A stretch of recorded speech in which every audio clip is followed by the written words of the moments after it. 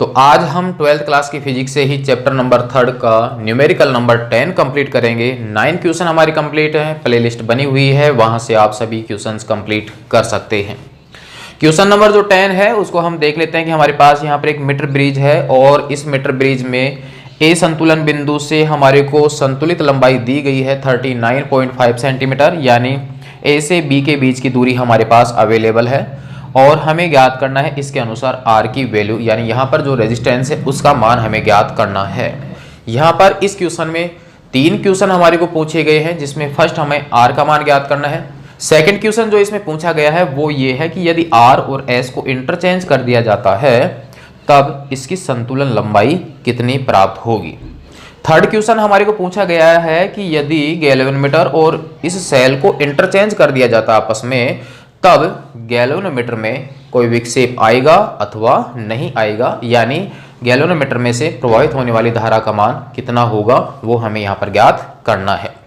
यहाँ पर जो मीटर ब्रिज है वो व्हीटस्टोन सेतु के सिद्धांत पर काम करता है और संतुलन अवस्था में गैल्वेनोमीटर में से कोई भी धारा का प्रवाह नहीं होता है, यानी इस भुजा में से धारा का प्रवाह नहीं होता है। तो हम यहाँ पर जो मान अवेलेबल है उसको नोट कर लेते हैं, देखते हैं अब इसमें। तो इसके अनुसार हमारे पास फर्स्ट जो भी मान हमारे पास अवेलेबल है उनको हम यहाँ पर नोट कर लेते हैं, दिया गया है। उसके अनुसार हमारे को यहाँ पर जो वैल्यू अवेलेबल है वो इसकी ए बिंदु से संतुलन लंबाई दी गई है एल बराबर 39.5 सेंटीमीटर। तब हमारे पास 100 माइनस एल की जो वैल्यू आ जाएगी वो हो जाएगी 100 minus 39.5 is equal to 60.5 centimetre, यानी ये वाली लेंथ हमारे पास में आ जाएगी 60.5। नेक्स्ट हमारे को यहाँ पर S की वैल्यू दी गई है और वो है 12.5 ओम। तो हमें इसमें ज्ञात करना है फर्स्ट R का मान। तो यहाँ पर हम फर्स्ट ज्ञात कर लेते हैं A की वैल्यू। तो इसके अनुसार चूंकि हम जानते हैं कि P/Q बराबर R/S, यहाँ जो P है वो A से B तक के वायर का रेजिस्टेंस है तथा B से C के बीच में जो वायर है उसका रेजिस्टेंस Q है। ब्रिज के लिए जो अज्ञात प्रतिरोध होता है उसका मान हम जानते हैं कि चूंकि S इज इक्वल टू होता है 100 माइनस L/L इंटू R।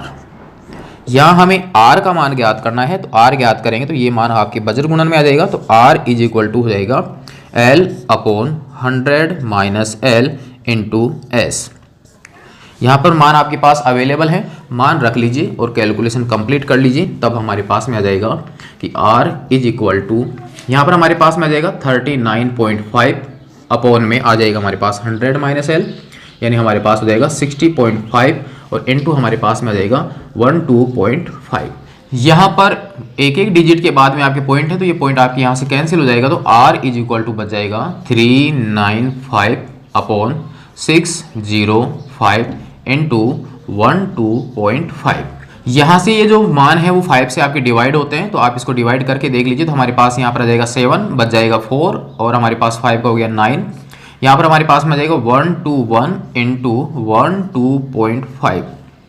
आप इसको कंप्लीट हल कर लीजिए और हल करने के बाद आपके पास फाइनल जो आंसर आ जाएगा वो आ जाएगा 8.161।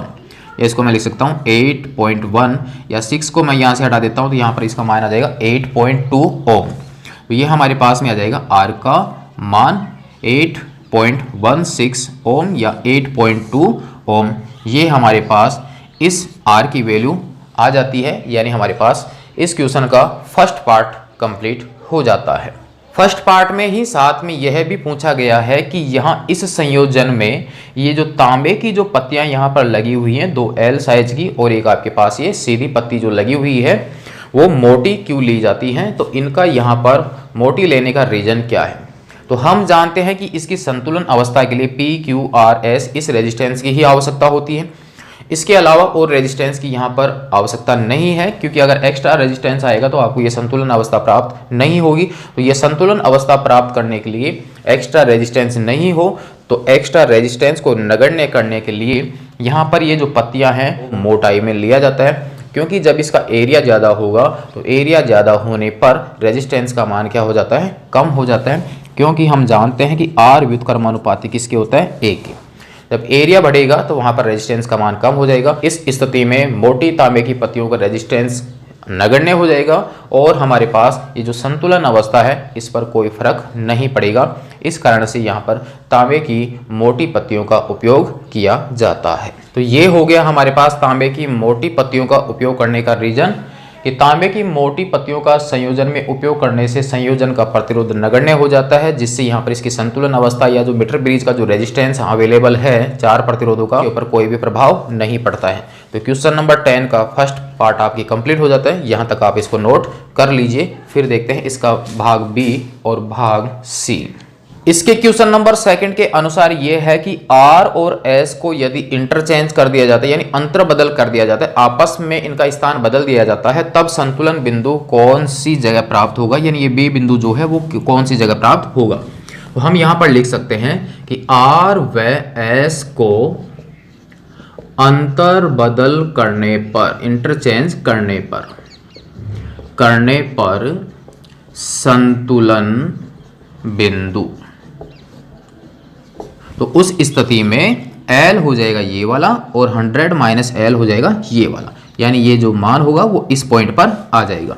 तो इसके अनुसार अब आपके पास जो EB होगा उसका मान आपके पास हो जाएगा 100 माइनस L, यानी 60.5 ये होगा अगर हम इसको चेंज कर देते हैं, S R की जगह और R S की जगह। तो ये हो जाएगा हमारे पास इसका पार्ट 2 कंप्लीट। इतना ही आपको इसमें लिखना है। थर्ड जो इसका क्वेश्चन है उसके अनुसार ये पूछा गया है कि यहाँ पर गैल्वेनोमीटर को हटा दिया जाए, वहाँ पर सेल लगा दें और सेल को उठा के यहाँ पर लगा दें, तब स्थिति क्या होगी। तो इसके अनुसार यहाँ पर इस सेल को यहाँ पर हटाएं और यहाँ पर तो लगा दिया जाए गैल्वेनोमीटर और यहाँ पर हो आपके पास में बैटरी और की को भी साथ में लगा दें, यानी स्विच को भी हम साथ में लगा देते हैं। तब हमें बताना है कि इस स्थिति में से क्या गैल्वेनोमीटर में से कोई धारा का प्रवाह होगा अथवा नहीं। यहाँ पर हमारे पास ये जो मीटर ब्रिज था वो एक संतुलन अवस्था में, और संतुलन अवस्था में जब गैल्वेनोमीटर यहाँ पर था उस समय उसमें से कोई भी धारा का प्रवाह नहीं हो रहा था। तो उसके अनुसार ये है कि जब सेल से करंट का प्रवाह हो रहा था वो करंट संतुलन अवस्था में गैल्वेनोमीटर में से नहीं गुजरती थी। तो उस स्थिति में हमारे पास जो संतुलन अवस्था थी, यानी प्रारंभिक स्थिति में इसकी जो संतुलन अवस्था थी जब गैल्वेनोमीटर यहाँ था, उस स्थिति में P बटा Q बराबर हो जाएगा R बटा S, यानी PQ जो है वो एक तरह से अनुपातिक भुजाएं बन जाती हैं। तो अब हमारे पास जब गैल्वेनोमीटर यहाँ होगा, बैटरी यहाँ होगी, उस स्थिति में P और R जो हैं ये अब इनके बीच में आ जाएगा। तो P R जो है वो आपके अनुपातिक भुजाओं के प्रतिरोध हो जाएंगे। तो अब वर्तमान स्थिति के अनुसार क्या होगा, अब वर्तमान स्थिति में P बटा R बराबर होगा Q बटा S के। इस स्थिति के अनुसार P बटा R Q बटा S और फर्स्ट स्थिति के अनुसार P बटा Q R बटा S है। तो दोनों प्रतिबंध देखिए समान है हमारे पास, Q यहाँ पर हो सकता है, R यहाँ पर चेंज हो सकता है। तो दोनों ही स्थितियों में हमारे को सेम प्रतिबंध प्राप्त हो रहे हैं, यानी उनकी जो संतुलन अवस्था का जो प्रतिबंध है वो बिल्कुल सेम है। तो हम ये कह सकते हैं कि इस स्थिति में भी, यानी ये इंटरचेंज करने के बाद भी गैल्वेनोमीटर में कोई भी धारा का प्रवाह नहीं होगा।